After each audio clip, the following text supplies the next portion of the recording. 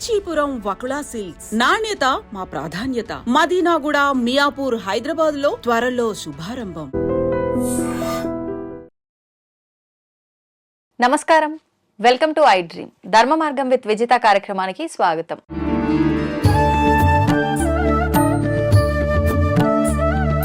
ప్రస్తుతం మనతో పాటు ఉన్నారు శ్రీ విద్యా ఉపాసకులు. 45 సంవత్సరాలుగా ఎంతో మందికి శ్రీ విద్యా ఉపాసన గురించి శిక్షణ ఇచ్చిన వారు శ్రీ శ్రీ శ్రీ గురు కరుణామయ్య గారు. ఇప్పుడు గురువు గారితో మాట్లాడి మరిన్ని విషయాలు తెలుసుకుందాం. నమస్కారం గురుగారు. నమస్కారం. గురుగారు, చాలా మంది ఇళ్లలో చూస్తుంటాము, ఎంత డబ్బు ఉన్నా ఏమున్నా తినటానికి అన్ని ఉన్నా మంచి సౌకర్యాలు ఉన్నా కూడా మనశ్శాంతి అనేది ఉండదు. ఎప్పుడు చూసినా కుటుంబంలో ఏదో ఒక దానికి చిన్న చిన్న దానికి గొడవలు పడడము, అసలు ఆ కుటుంబంలో మనశ్శాంతి అనేది అరే ఎందుకు ఇంకా ఈ జీవితం అనే వైపుగా వెళ్ళే ఆలోచనలు కూడా చాలా మంది చేస్తూ ఉంటారు. అయితే మనం ఈ గొడవలు అవుతున్నాయి అనగానే ఒకటే ఆలోచన వస్తుంది, ఒకటి అయితే ఎందుకు ఈ జీవితం అని, లేదంటే ఎందుకు పెళ్లి చేసుకున్నాను రా స్వామి అని చెప్పి. ఖచ్చితంగా ఈ రెండే అనుకుంటాం కదా గురుగారు. అలా తీసుకుంటే ఇప్పుడు వివాహ సమయంలో ప్రతి ఒక్కరు కూడా పెద్దల సమక్షంలో మంచిగా ముహూర్తాలు చూసుకొని అన్ని కలిశాయి అన్న తర్వాతే వాళ్ళిద్దరిని ఓకే అని చెప్పి పెళ్లి చేయడానికి ఒప్పుకుంటారు, అంగీకరిస్తారు, పెళ్లి చేస్తారు. అన్నీ చేసిన తర్వాత కూడా వీళ్ళు ఎందుకు ఇలా తన్నుకొని చేస్తున్నారు అనేది పెద్ద సందేహం గురుగారు ప్రతి ఒక్కరిలో కూడా. ఏం చెప్తారు మీరు? ఒక శుద్ధమైన పలక ఉందనుకోండి, దాని మీద నేను అక్షరాలు రాసినా కూడా మీకు కనబడుతుంది. మంచి అక్షరాలే రాస్తాను, మంచి మాటలు రాస్తాను, మీకు కనబడతాయి. అదే నేను రావడానికి ముందే గిలికేసి పెట్టుకున్నాను అనుకోండి, నేను దాని మీద ఏం రాసినా మీకు కనబడదు. ఇది నాంది, నేను చెప్పబోయేదానికి నాంది. ఆడపిల్లల మనస్తత్వాలు పెళ్ళికి ముందు ఏ ఎక్స్పెక్టేషను లేకుండా క్లియర్గా శుద్ధమైన పలకలా ఉండుంటే అప్పుడు ఆ వచ్చినటువంటి వ్యక్తి, ఆడపిల్లలే కాదు మగాళ్ళైనా సరే, ఆ వ్యక్తి యొక్క కర్మను బట్టి వచ్చినటువంటి అక్షరాలు క్లియర్గా కనబడతాయి. ఇంచుమించులో సంసారాలు బాగానే ఉంటాయి. గొడవలు రావు అని నేను ఎప్పుడు అన్ను. సంసారం అంటే గొడవలు ఉంటాయి.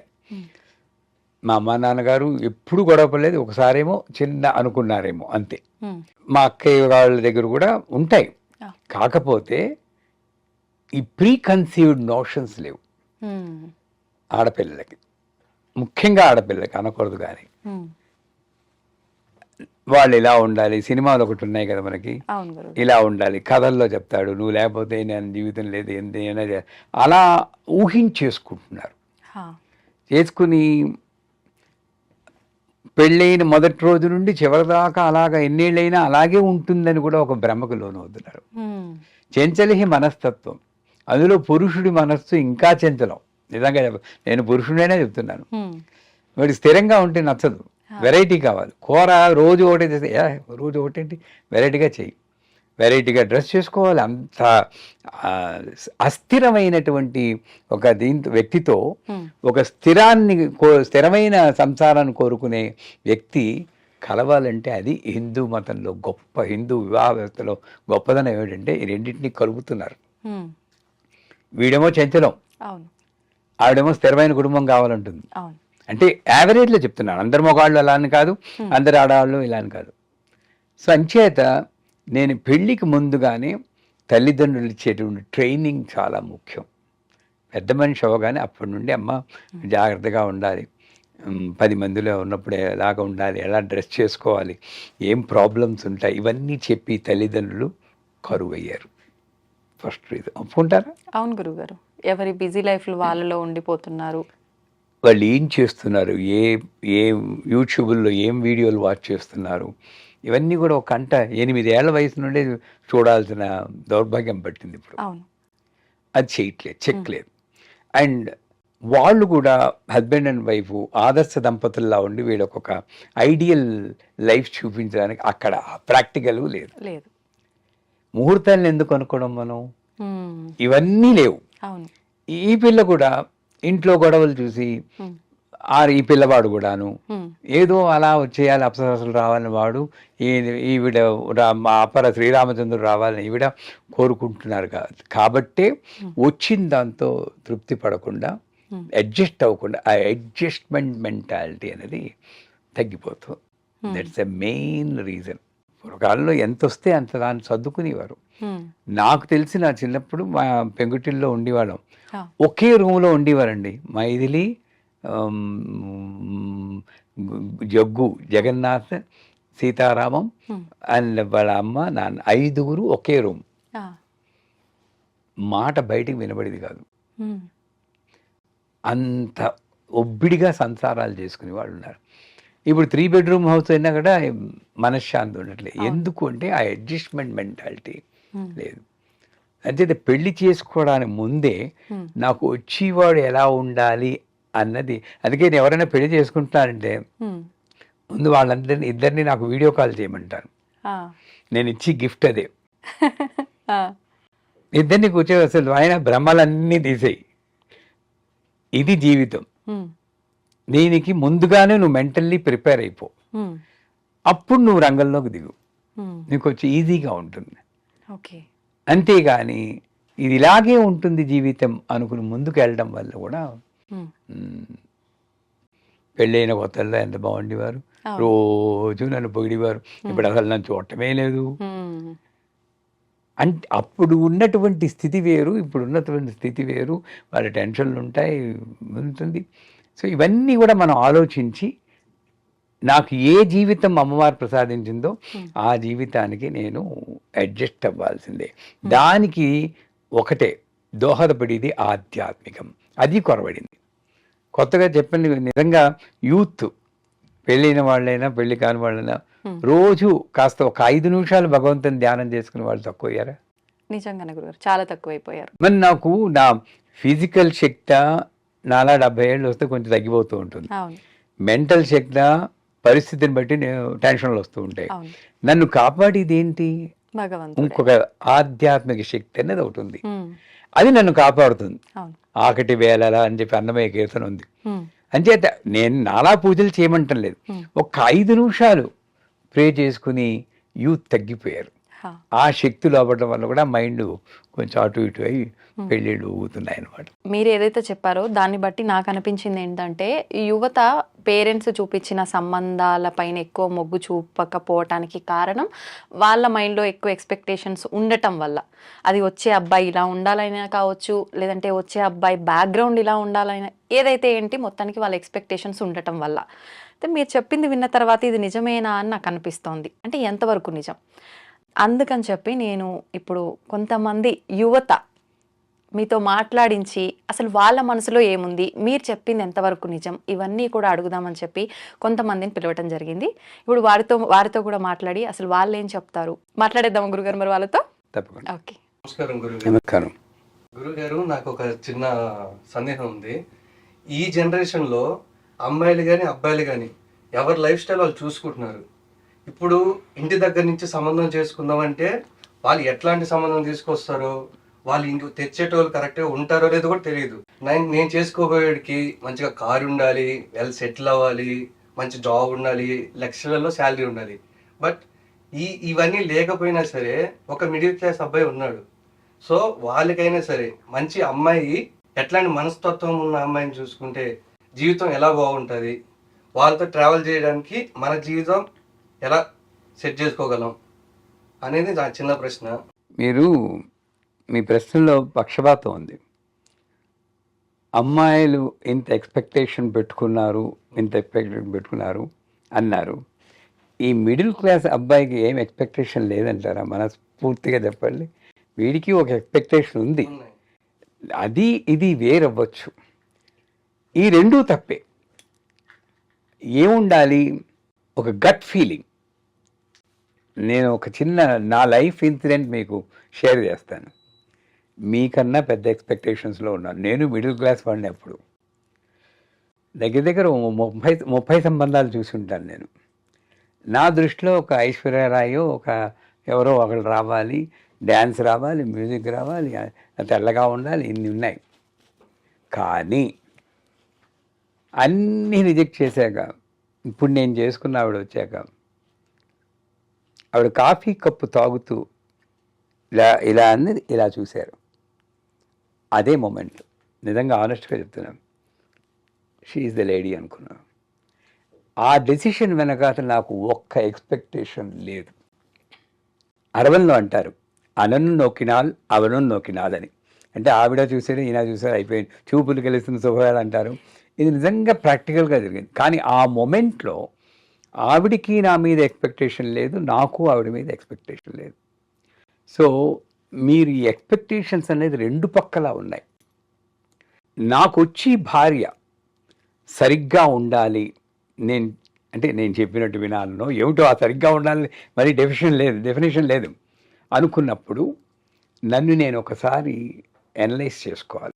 నేను బాగానే ఉన్నానా? మనల్ని అనలైజ్ చేసుకోవాలి. నాకు కోపమే లేదా? ఆలోచించుకోండి మిమ్మల్ని మీరు. నాకు కోపమే లేకపోతే నేను శ్రీరామచంద్రుడిని అయితే నాకు తప్పనిసరిగా సీతాదేవి వస్తుంది.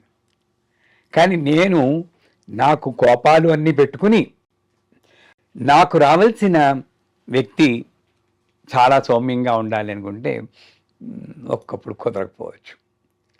సో మీరన్నది పెద్దవాళ్ళు కుదిర్చిన సంబంధం చేసుకోవాలని ఇప్పుడు ఎవ్వరూ చెప్పరు.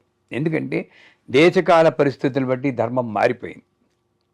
ఆ రోజుల్లో చేసుకున్నారంటే చేసుకున్నారు, ఈ రోజుల్లో కాదు. ఎందుకంటే మన భావాలు మారిపోయాయి.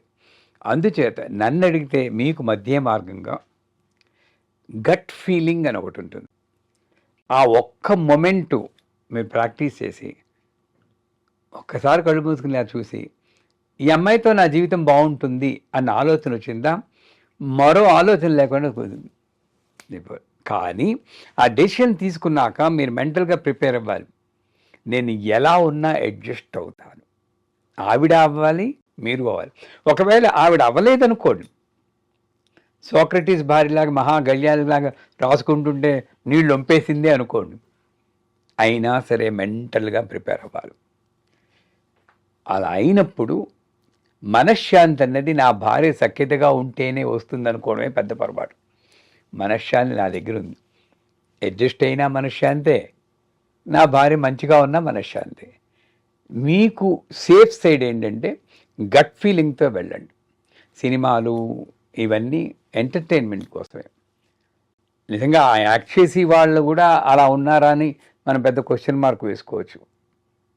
సో అంచేత యూత్కి నేను ఇచ్చే సలహా ఏమిటంటే, ముందు మనల్ని మనం అనలైజ్ చేసుకోవాలి. చేసుకుని నా క్యారెక్టర్ ఏమిటి, దాన్ని బట్టి నా యొక్క పార్ట్నర్ వస్తారు. చేసుకున్న వాళ్ళకి చేసుకున్నంత మహాదేవ అంటారు. ఏ విత్తు ఇచ్చోట నాటినో ఆ ఫలములు మీకు అందుచుండు, విత్తనం ఒకటైన ఫలము వేరొకటి, అదేట్లు సాధ్యమగుడు అన్నాడు. నేను ఎలా ఉన్నానో అలాగే వస్తుంది. అవునా కాదా? అలాగ ప్రిపేర్ అయితే కొంత వెరిఫికేషన్ చేసుకోండి. కానీ ఆ వెరిఫికేషన్ వల్ల నేను పెద్ద మంచి అమ్మాయిని సెలెక్ట్ చేస్తున్నాను అన్నది ఆ భ్రమకు లోనవద్దు. ఫస్ట్ అండ్ ఫార్మోస్ట్ మీ ముగ్గురికి చెప్పేది ఏమిటంటే adjustment. Marriage is an understanding that there will be differences between two entities and try to adjust with the difference, not change. ఇదొక సర్కిల్ ఆడ, ఇదొక సర్కిల్ మొగ. రెండు సర్కిల్ కలుస్తున్నాయి. ఒకదాని మీద ఒకటి ఎప్పుడూ పడవు. కలియుగం మహా అయితే ఇలా ఇంటర్సెక్ట్ అవుతాయి. ఇది మీ సేఫ్ సైడ్. ఇక్కడే మీ మనశ్శాంతి ఉంటుంది. ఈ జోన్లోనే మీరున్నారంటే మీ మ్యారేజ్ సక్సెసే. నేనున్నాను, నా మ్యారేజ్ సక్సెస్. ఈ అవతల జోన్ ముట్టుకున్నారా బతుకు బస్ స్టాండే. అయితే మీ విషయం ఇందాక చెప్పినప్పుడు మీ పెళ్లి చూపుల విషయంలో మేడం ఇలా కాఫీ ఇచ్చి మీరు తాగేటప్పుడు ఇలా ఒక చూపు చూశాను, అప్పటి వరకు నాకున్న ఎక్స్పెక్టేషన్స్ అన్నీ ఉన్నాయి, చాలా ఐశ్వర్యరాయ్ లాంటి భార్య అని చెప్పి, కానీ అవన్నీ పక్కన పెట్టి షీ ఈజ్ ద వన్ అని చెప్పి అనుకున్నాను అన్నారు కదా. అంటే అంత స్పాట్గా అసలు నిర్ణయం ఎలా తీసుకోగలిగారు ఏంటి? ఇప్పుడు ఈ తరం వాళ్ళు ఒక పెళ్లి చూపులనే కాదు, ఏ విషయంలో అయినా కూడా నిర్ణయం తీసుకునే విషయానికి వస్తే ఆ ఒక ఫోకస్ అనేది మిస్ అవుతున్నారు. అది మిస్ అవటం వల్లే ఈ పెళ్లి చూపులు కానివ్వండి, ఒక రిలేషన్ అయినా కానివ్వండి, ఈ సంబంధాలు వీటన్నిటిపైన ఒక ఏమంటారు దృష్టి పెట్టలేకపోతున్నారేమో, కరెక్ట్ మార్గంలో వెళ్ళలేకపోతున్నారేమో అని నా ఉద్దేశం. గురుగారు ఏమంటారు మీరు? ఇప్పుడు మీరు చెప్పింది కరెక్టే, కానీ యూత్ ప్రేమించేటప్పుడు అమ్మాయి అబ్బాయో చూడగానే ఒక ఝలక్ వస్తుంది. మీకు అలవాటు ఉందో లేదో తెలియదు, ఒక ఝలక్.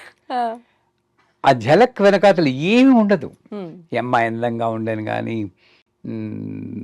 డబ్బు ఉందని కానీ ఏమి ఉండదు. ఆ స్పార్క్ వస్తుంది. ఆ స్పార్క్ యూత్కి అందరికీ అలవాటే, మీకు అందరికీ అలవాటే కూడా.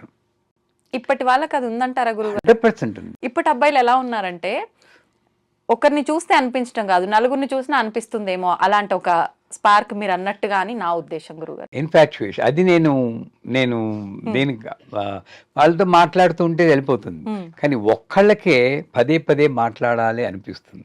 ఆ స్పార్క్ అలా స్థిరంగా ఉంటుంది. నేను అనేది ఆ స్పార్క్ గురించి నేను మాట్లాడుతున్నాను. సో ఆ మొమెంట్లో మా ఆవిడ్ని చూడగానే మనసులో ఏ ఆలోచన లేదు.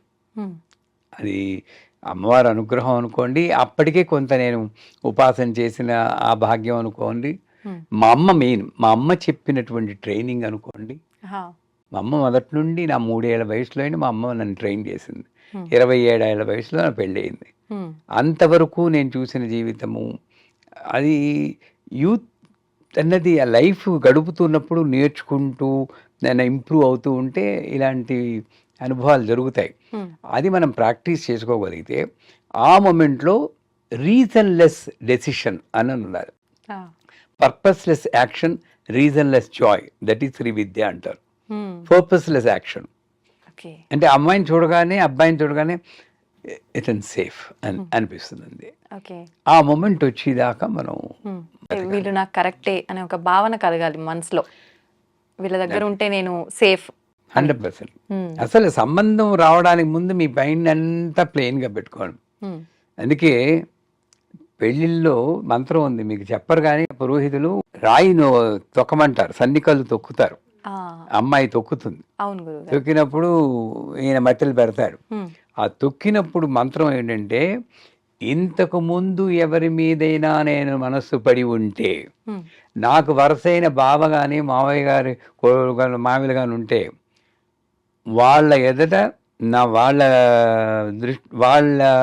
పట్ల నా యొక్క హృదయం ఈ బండరాయిలా మారుగాక అని అప్పుడు తొక్కుతుంది. నేను అనేది ఏంటంటే, పెళ్లి చేసుకోవడానికి ముందే అంతవరకు లైఫ్ ఎంజాయ్ చేస్తారు మీరు. This a different life, 100% different life. Me youth లాగా పెళ్ళి అయ్యాక ఉండదు. అది మీరు నిర్ణయానికి రండి, అది ఫ్యాక్ట్. మీరు ఏం చెప్తున్నారు, ఏం ఎక్స్పెక్టేషన్స్ లేకుండా చేసుకోవాలని చెప్పి. ఇప్పుడు నార్మల్గా పేరెంట్స్ అయినా కానీ మన సిబ్లింగ్స్ అయినా కానీ లైఫ్ లాంగ్ మనతో ఉండరు. మరి అటువైపు ఉన్న వ్యక్తికి ఫైనాన్షియల్గా సెట్ అయ్యడా లేదా, జాబ్ సరిగ్గా ఉందా లేదా, ఇవి కూడా ఏ ఎక్స్పెక్టేషన్స్ లేకుండా ముందుకు వెళ్ళడం అనేది సాధ్యమేనా అసలు మాకు? అవి పెద్దవాడు వదిలేయాలి. మీ ఫైనాన్షియల్ ఇవన్నీ చూసి వాళ్ళు చూసుకుంటారు. అది పెద్దవాడు కూడా ఆ బాధ్యత వహించి వాళ్ళు ఏం చేస్తున్నారు, ఎంతమంది పిల్లలు, వాళ్ళకేం పెళ్ళిళ్ళు అయ్యాయి, వాళ్ళు బాగానే ఉన్నారు చూసుకుని ఒక రికగ్నిషన్ సర్వే అంటారు, పైన చూసి వస్తారు. పిల్లాడు వచ్చాక మీకు అతని ఉద్యోగం గురించి కానీ, అతని ఆస్తిపాస్తుల గురించి కానీ, నన్ను అడిగితే క్యాస్ట్ గురించి కానీ మీకు ఏమీ ఫీలింగ్ ఉండకుండా ఈజ్ ద రైట్ పర్సన్ అనాలి. మిగతావన్నీ అక్కడ వర్కౌట్ అయిపోయాయి, మీ పేరెంట్స్ చేస్తారు, అక్కడ వాళ్ళని డిపెండ్ అవ్వాల్సిందే. Who are you to select?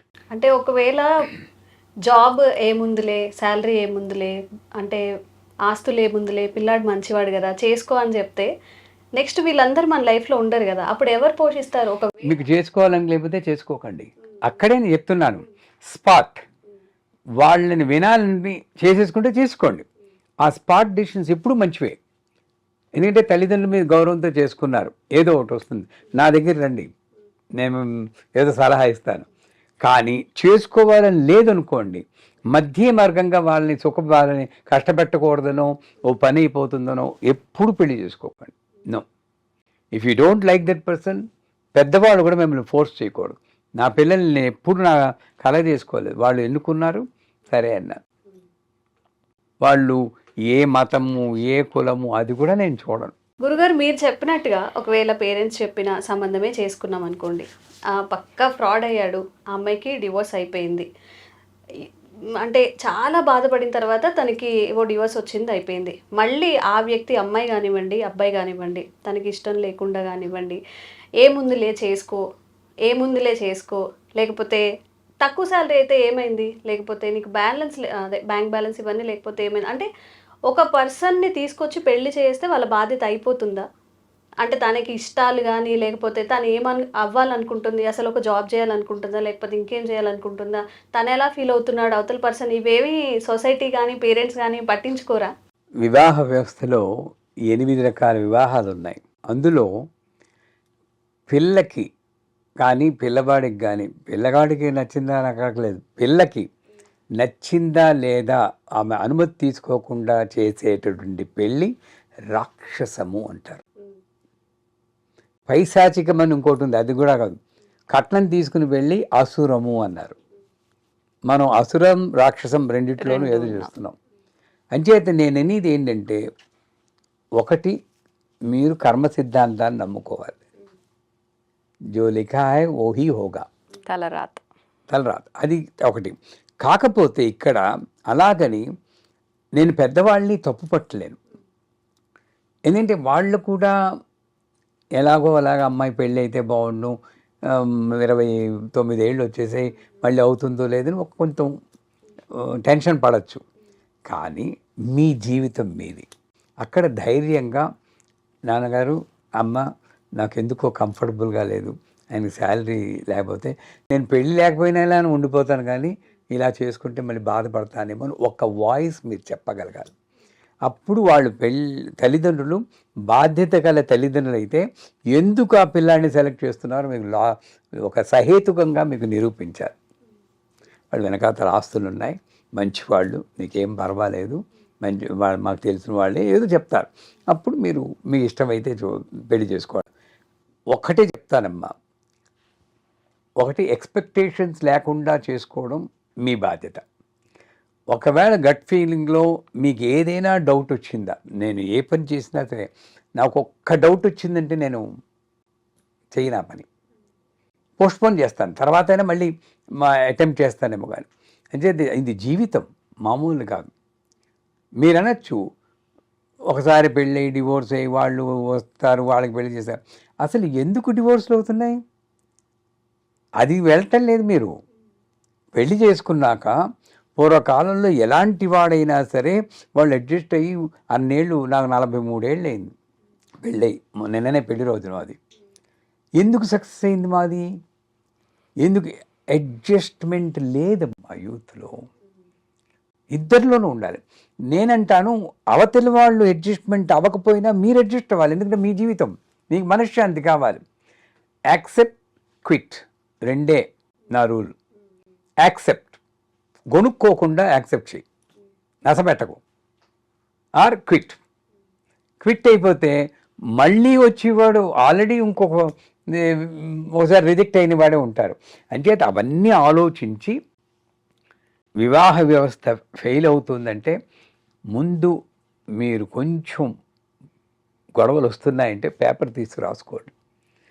అవతలి వాళ్ళల్లో నాకు నచ్చని గుణాలు ఏమిటి రాసే. ఈ కాలంలో ఇట్లా మీరు ప్రతి ఒక్కరికి ఓపిక అనేది ఒకటి ఉంది. మాకు ఓపిక పడతాం, ఒకరు తగ్గినా ఒకరు ఉంటాం, ఒకరు గొడవ పడితే ఒకరు తగ్గుతాం, ఇంకొకరు గొడవ పడితే ఇంకొకరు తగ్గుతాం అన్నారు, కరెక్టే.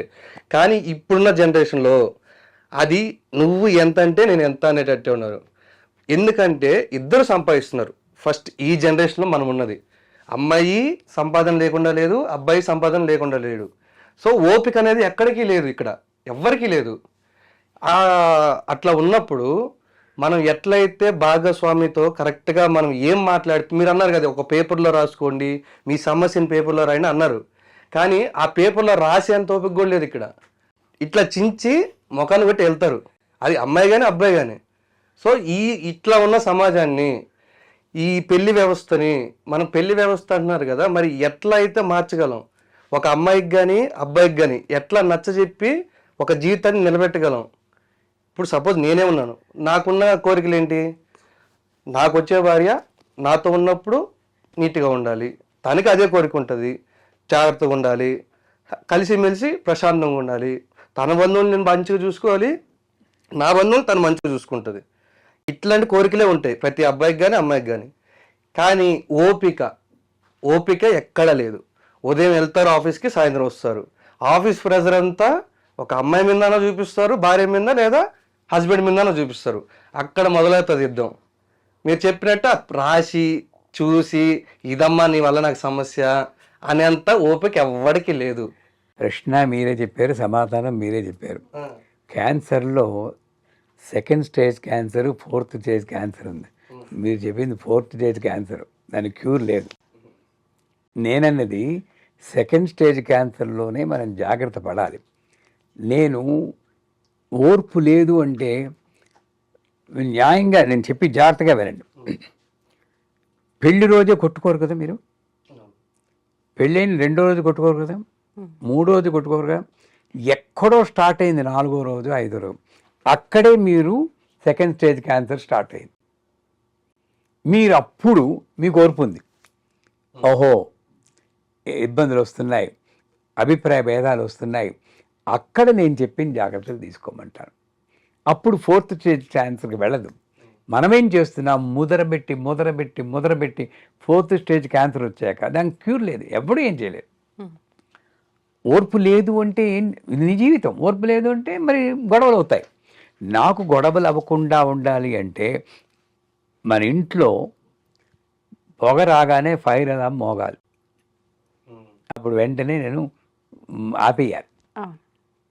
నేను అది అలా వదిలేస్తే ఇల్లు అంటుకుపోతుంది. ఇల్లు అంటుకుపోయి చేసేది ఉంది అంటే భార్యాభర్తల మధ్య సంబంధాలు పెళ్ళైన మొదటి రోజే పోతాయన్నది తక్కువ. అవి ఉన్నాయి, అవి కర్మ, ఎవడూ ఏం చేయలేరు. కాకపోతే 90% ఏంటి, ఎక్కడో అత్తగారి మీద కోపం వచ్చి తల్లి మాట వింటాడను, లేక ఆడపడుచుకు పెడితే, ఇవే కదా మనకు కొనేది. నా జీవితం ఎంతో నాకు ఇవ్వడు, ఇట్లాంటివి. అలా మొట్టమొదటి డిఫరెన్సెస్ వచ్చినప్పుడు నేను చెప్పిన పద్ధతి సక్సెస్ అయింది. చాలా వరకు అమెరికా, బ్రిటన్, యూకే అక్కడంతా కూడా ఇదే చెప్పేవాడు. పేపర్ తీసుకుని మీకు అప్పటికింకా మీరు ముదిరిపోలే సంబంధాలు, ఏదో కొంచెం ఖాయమన్నారు కానీ అప్పుడే పేపర్ తీసుకుని నచ్చనివన్నీ రాసేసుకోండి. రాసేసి మీరు కొంచెం అడ్జస్ట్ అవ్వాల్సినవన్నీ నీకు పర్లేదు. నేను చెప్పేది అదే గురువు గారు. చిన్న ఇక్కడ ఒక పాయింట్ మీరు చెప్పినట్టే స్టార్టింగ్ సెకండ్ పాయింట్ అనుకోండి, పేపర్ తీసుకొని రాస్తాం. నేను ఎందుకు అడ్జస్ట్ అవ్వాలి, నువ్వు అవ్వు అంటారు. సరే నేను కూడా అక్కడే అంట, నేను అడ్జస్ట్ అవ్వడానికే పిలిచాను, నువ్వు కొన్ని పాయింట్స్ అడ్జస్ట్ అవ్వు, నేను కొన్ని పాయింట్స్ అడ్జస్ట్ అవుతాను, నేనే చెప్తాను అనుకోండి. అక్కడే నేను అడ్జస్ట్ కాను, నేను ఇట్లానే పెరిగాను, నేను అడ్జస్ట్ కాను, నువ్వే అడ్జస్ట్ అవ్వు అంటారు. అక్కడ రీజన్ ఏంటి, అక్కడ నేను ఎట్లా అడ్జస్ట్ అవ్వాలి, తను ఎట్లా అడ్జస్ట్ అవుతుంది, సో ఇద్దరి మధ్య అండర్స్టాండింగ్ ఎట్లా ఏర్పడుతుంది? మీరేమనుకోవటం మాట, నేను ఇంకా టాపిక్ కంప్లీట్ అవ్వకుండానే మీరు ఓర్పు లేకుండా క్వశ్చన్ అడిగేశారు. దాన్ని బట్టే మీరు ఓర్పు మీద మీరు ఫోకస్ చేయాలని అర్థమైపోయింది. నేననేది ఏంటంటే పేపర్ తీసుకుని రాయండి, ఇవి అడ్జస్ట్ అవ్వచ్చు అనేది కొట్టేసేయండి. కొట్టేసే కొన్ని ఉంటాయి, 3 or 4 వాళ్ళతో పెట్టండి. మీరు అన్నట్టే ఆవిడ నేను అడ్జస్ట్ అవ్వను అన్నది, అప్పుడు 2 క్విట్ ఆర్ అడ్జస్ట్. ఇంకా నా జీవితం ఇదే అనుకుంటే ఇగ్నోర్ చేసేయండి. ఆ 3 విషయాల్లోనూ డ్రెస్ సరిగ్గా చేసుకోరు, ఇగ్నోర్ చేయండి. వంట సరిగ్గా చేయదు, ఇగ్నోర్ చేయండి. ఏదో ఒకటి అడ్జస్ట్ అవ్వాల్సిందే తప్పితే మీరు ఉండి ఫైటింగ్ పెట్టుకుంటే దానివల్ల ఉపయోగం లేదు, 100% లేదు. యూ హ్యావ్ టు, అవతల వాడు అడ్జస్ట్ అయితేనే నేను అడ్జస్ట్, అది అడ్జస్ట్మెంట్ కాదు. I have to draw a line and so అక్కడ క్విట్ అని చేయాలి, అడ్జస్ట్ అని అవ్వాలి. సో ఎట్టి చేసినా ఉండి లేనట్టే. అది నిరాశావాదం. నిరాశావాదాన్ని నేను ప్రోత్సహించాను. నేననేది అంటే నేను ఇంప్రూవ్ అవడానికి, నా లైఫ్ ఇంప్రూవ్ అవడానికి నేను ఏం చేయాలి అనుకున్నప్పుడు అడ్జస్ట్ అవుతాను. అడ్జస్ట్ అవ్వలేను, నా మనశ్శాంతి కోసం క్విట్ అన్న తర్వాత ఇంకోటి లేదు. Because I'm not able to adjust with this quality, who knows again the other person will come with the same qualities. అంచేత నేను అక్కడ నా దుకాణం బంద్ చేసేసుకుంటాను. I'm decided to live peacefully అన్న డెసిషన్ కావాలి. ఎందుకంటే you can't have the cake and eat it too అంటాడు. అవ్వా కావాలి బువ్వాలు కావాలి తగదు. ఏదో ఒకటి మధ్య మార్గంగా మనం వెళ్ళగలిగితేనే మన జీవితాలు బాగుంటాయి. గురుగారు మీరు చెప్పింది వీలైనంత వరకు మేము ట్రై చేస్తాం. సో కొంచెం ప్రాక్టికల్గా కష్టంగానే ఉంటుంది. 100% ప్రాక్టికల్గా కష్టం. అందులో ఇప్పుడున్న పరిస్థితుల్లో మేము ఉన్న పరిస్థితులు వేరు, మీరున్న పరిస్థితుల్లో నేను పూర్తిగా మీతో ఏకీభవిస్తాను. ఇప్పుడున్న పరిస్థితి ప్రకారం మేము కూడా వీలైనంత వరకు అడ్జస్ట్ అవ్వడానికే ట్రై చేస్తాం, జీవితాన్ని కొంచెం మంచి దారిలో వెళ్ళడానికే ప్రయత్నిస్తాం గురుగారు. అమ్మవారి మీ అనుగ్రహం ఆశీర్వాదం ఎప్పుడు ఉండాలనే కోరుకుంటాను. కానీ ఎక్కువ సమయం కేటాయించలేకపోయాను. మరి ఎప్పుడైనా అవకాశం ఉంటే ఇంకొంతమంది యూత్ని తీసుకొస్తే ఈ ఛానల్ ఉద్దేశం, మా ఉద్దేశం కూడా సాధ్యమైనంత వరకు ఈ యంగర్ జనరేషన్కి ఉపయోగపడేటట్లు మేము చెప్పగలిగితే జన్మధన్యం అవుతుంది. నిజంగానే గురుగారు, ఇప్పుడు మీరు చెప్పిన మాటలన్నీ విన్న తర్వాత, వీళ్ళు మాట్లాడిన సంభాషణ కూడా విన్న తర్వాత, నిజంగా ఇప్పుడు ప్రస్తుతం ఏదైతే జరుగుతుందో అదే చూస్తున్నాం. కానీ నాకు ఒకటి అర్థమైంది ఏంటంటే, ఇప్పుడు మీరే ఏదైతే మాటలు చెప్పారో ఇలాంటి మాటలు చెప్పే పెద్దవాళ్ళు కనుక ప్రతి కుటుంబంలో ఒకరు ఉండి వాళ్ళు కనుక చెప్తే ఇప్పుడు వచ్చే ఈ ఇబ్బందులు రాకుండా ఉండటానికి చాలా ఒక మంచి మార్గం అనేది ఉంటుందని నాకు అర్థమైంది గురుగారు. రావాలని కోరుకుందాం. అవును. ధన్యవాదాలు గురుగారు, చాలా సమయం కేటాయించారు మా అందరి కోసం, చాలా మంచి విషయాలు తెలియజేశారు. కృతజ్ఞతలు. నమస్కారం.